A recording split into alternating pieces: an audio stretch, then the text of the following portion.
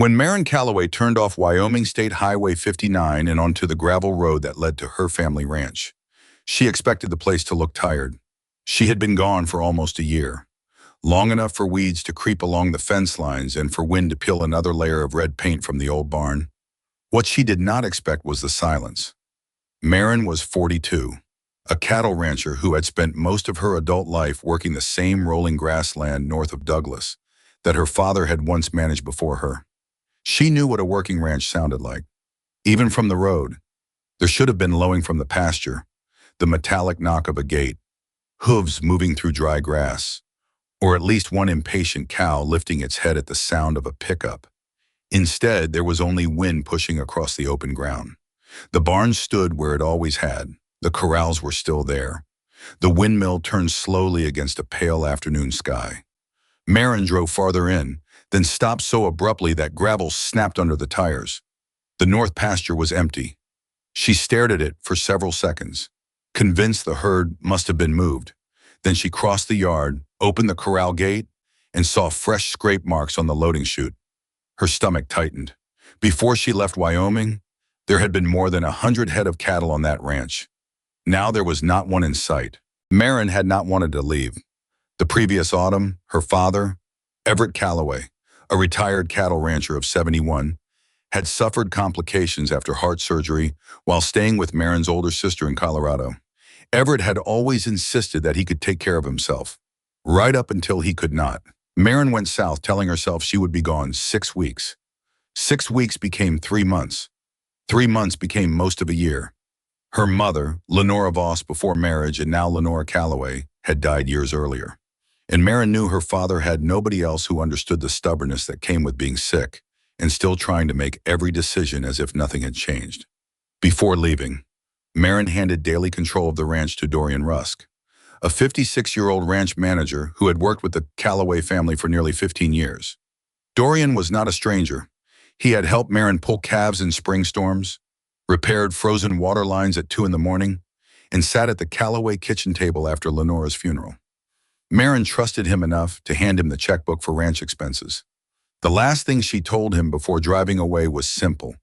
Keep the herd healthy, keep the bills paid, call me if anything goes wrong. Dorian had nodded and said, "Go take care of your dad. I've got this." For months, Maren believed him. At first, his calls were ordinary. A pump had failed near the south well, hay prices had gone up, a section of fence needed replacing after elk pushed through it. Then the expenses became larger. Dorian told her feed costs were worse than expected. He said several cows had needed veterinary care. He asked permission to sell a few older animals to create cash for winter. Maren agreed because ranchers made decisions like that all the time. Later, when she asked how the herd looked, he always gave the same kind of answer. Thin in places, but fine. Managing, nothing to worry about. By spring, Dorian called less often. Maren was exhausted from driving her father to appointments and trying to handle ranch paperwork from a spare bedroom 300 miles away. She ignored the uneasiness growing in her whenever she checked the operating account and saw balances lower than she expected. She told herself that ranching was expensive. She told herself she would sort everything out when she got home, when Everett was finally stable enough to live on his own again. Maren packed before sunrise and drove north.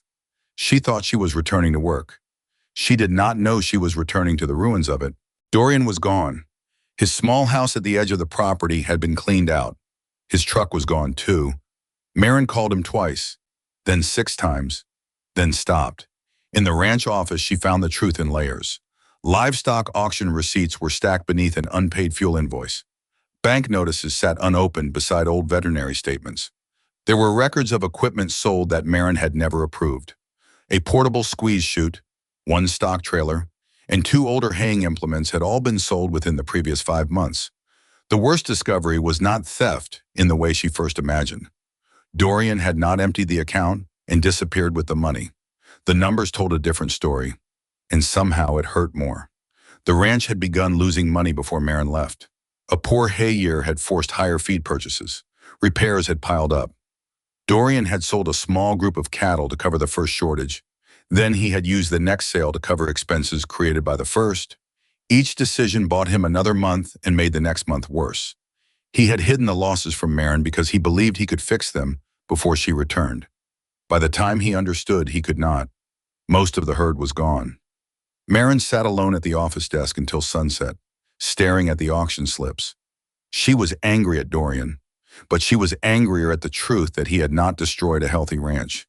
He had only hidden how fragile it had already become. The following morning, Marin met with Sloan Avery, a 48-year-old agricultural lender at a bank in Douglas.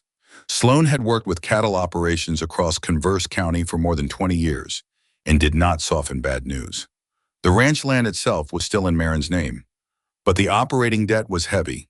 Without cattle, cash flow had nearly disappeared. Without cash flow, the ranch could not support the debt for long. Sloan laid out the choices: sell acreage, refinance against the land, find outside income, or sell the entire place before the bank forced worse terms. Marin drove home with the paperwork on the passenger seat and spent the afternoon walking pastures she had known since childhood. Every fence corner held a memory. Her mother had planted lilacs beside the house. Her father had taught her to drive a feed truck in the east pasture before she was tall enough to see comfortably over the steering wheel. For the first time in her life, Marin understood how people could love a place and still lose it. That evening, she decided she would list the ranch. Then, while checking the smaller calving barn before dark, she heard something move behind an interior gate. There were 6 calves inside. They were not valuable animals. That was why they were still there. One heifer had a badly healed scar along her hind leg. A small steer had been born late and remained undersized. 2 others were thin enough that a buyer at auction would have discounted them heavily. The remaining pair had simply been left because hauling them with the last shipment had not been worth the cost. Marin stood in the doorway staring at them. 6 animals on a ranch that had once carried more than 100. 6 animals that nobody had wanted. She nearly laughed because the situation was so absurd. Then one of the calves stepped toward her, searching for feed. Marin found an old bucket, carried grain from the storage room, and stayed until all 6 had eaten. The next morning she called Sloan and said she was not listing the ranch yet. Sloan asked what had changed. Marin looked toward the calving barn and said, "Not much." That was the truth. She still had debt. She still had almost no operating cash. She still had no herd worth speaking of. What she had was land, 6 unwanted calves, and 1 year to prove to herself that staying was not just another bad decision. Marin knew immediately that she could not rebuild the ranch the way her father had run it. Everett had built his operation around a larger cow herd, broad grazing areas, winter hay purchases, and enough machinery to support everything. That system had worked for years, but it required capital Marin no longer had. She could not borrow her way back to the ranch she remembered, so she began cutting away every assumption she had inherited. She sold 1 pickup she did not need. She rented equipment instead of buying it. She repaired old portable fencing stored behind the machine shed. Most importantly, she stopped treating the pastures as large open fields. She divided sections into smaller grazing areas and began moving the 6 calves frequently, allowing grazed ground longer periods of rest. Her goal was simple enough to explain without pretending it was magic. She wanted the ranch to grow as much of its own feed as possible.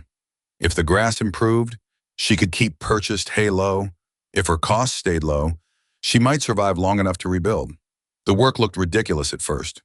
Marin sometimes spent an hour shifting fence for animals that could all fit inside one modest pen.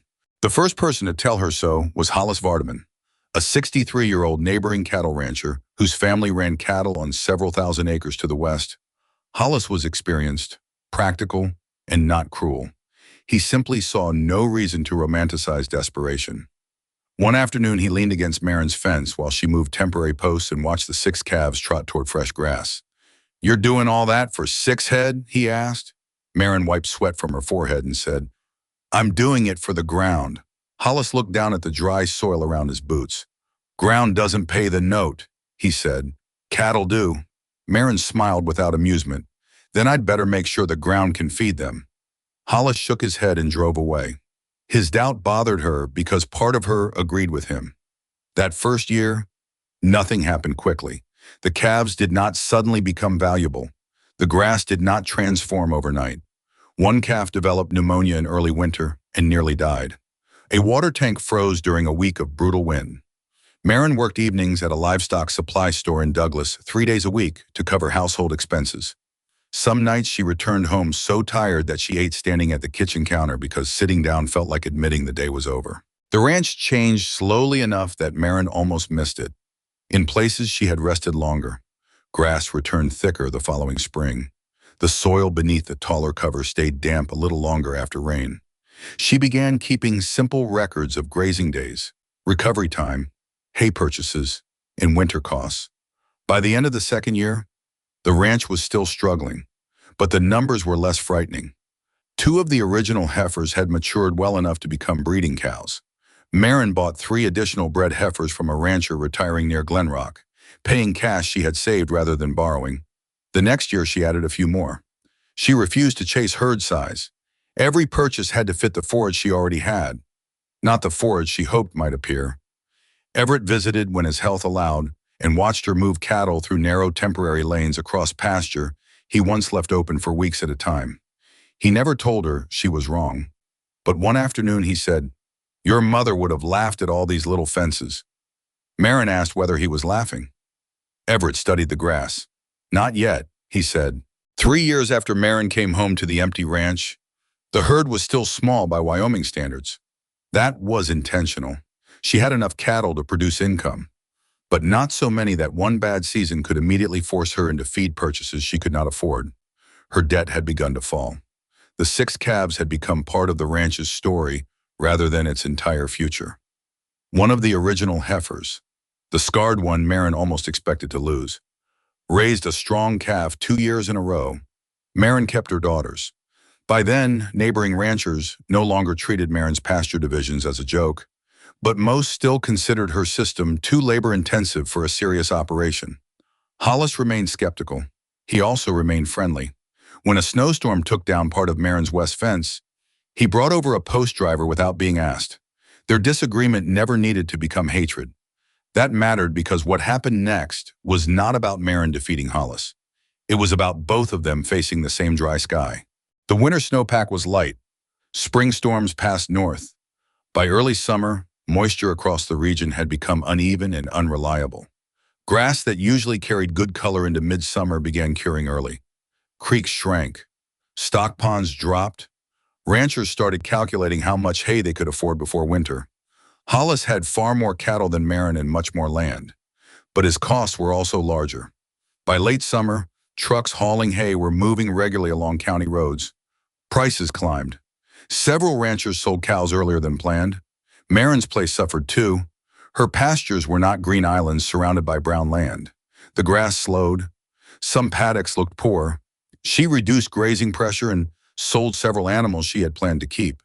But the areas she had rested longest still held more standing forage than she expected. Years of leaving greater plant cover on the soil had given her a small margin. It was not enough to make drought harmless. It was enough to give her choices. That margin changed everything. Instead of buying enough hay to carry a large herd through the dry period, Marin moved her smaller herd carefully through rested pasture and purchased only what she needed to fill gaps.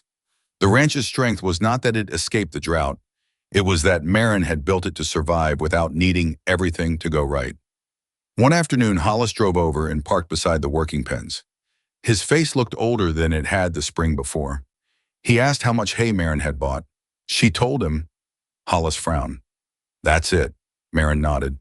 He looked toward cattle grazing on a pasture that had been rested since early summer. "How are you still carrying this much grass?" he asked. Marin rested her arms on the top rail. For a moment, she remembered him standing at nearly the same fence years earlier, asking why she was doing all that work for 6 calves. "Remember those 6 heads," she said. Hollis gave a tired laugh. "Hard to forget." Marin looked across the field. "I wasn't rebuilding the herd first. I was rebuilding what fed it." The drought did not make Marin rich. It did something more important. It proved that the ranch could function without repeating the pattern that had nearly destroyed it. By the following year, Marin had enough confidence to stop working at the livestock store. She continued expanding slowly, keeping debt low and matching cattle numbers to the land instead of to pride. Everett lived long enough to see the ranch stabilize. One autumn evening, He sat with Marin on the porch while cattle moved across the lower pasture. He told her he had spent most of his life believing a ranch was measured by how many cows it carried. Marin asked whether he had changed his mind. Everett watched the herd for a long time before answering. Maybe it's measured by how many bad years it can survive. He died the following spring. Marin buried him beside Lenora in a small cemetery outside Douglas. And when she returned home after the service, she did the same thing she had done after every difficult day for years. She checked the cattle. Several months later, a letter arrived with no return address Marin recognized. It was from Dorian. He was living in Idaho and working maintenance at a feedlot. The letter was not long. He did not ask Marin to forgive him. He explained that he had believed each sale would be the last one. The first group of cows would cover feed, the next would cover equipment repairs, the next would buy enough time for cattle prices to improve. He had been ashamed to tell Marin because her father was sick and because he wanted to believe he could repair the damage before she came home. By the time he understood that he could not, he was too afraid to face her. Marin read the letter twice. She was still angry. Years had not erased that. Dorian had taken away her right to know how close the ranch was to failing. But she also understood something she had not understood the day she found the auction slips. Dorian had not destroyed the ranch because he did not care about it. He had nearly destroyed it because he was terrified of admitting it was already in trouble. Marin folded the letter and placed it in the desk drawer beside the old sale receipts. She never answered. 5 years after Marin returned to an empty ranch, she drove through the same front gate on an October afternoon. The barn was still weathered. The windmill still complained in strong gusts. The ranch had not become a showplace, and Marin preferred it that way. What had changed was the sound. Cows lifted their heads when her pickup rolled past. Calves crowded near a water tank. A gate rattled as the wind pushed against it. The ranch was alive again, but not because Marin had restored what had existed before. She had stopped trying to do that. The herd was smaller than her father's had once been. The operation carried less machinery. The fields were managed differently. The debt was lower. One of the strongest cows in the breeding herd was descended from the scarred heifer that buyers had not wanted years earlier. Marin sometimes thought about the first evening she found those 6 calves standing in the dim calving barn. At the time, she believed they were almost nothing. In truth, they had given her exactly what she needed, not enough to rebuild the old ranch, but enough to begin a different one. She had come home believing the worst thing Dorian left behind was emptiness. Years later, she understood that emptiness had forced her to question every part of the ranch she once thought could never change. And in doing so, she built something stronger than what she had lost. If this story reminded you that starting over does not always mean rebuilding the life you had before, but sometimes creating one that can finally endure, subscribe and stay with us. There are more stories waiting out there, across quiet roads, old barns, and places that look finished until someone decides they are not.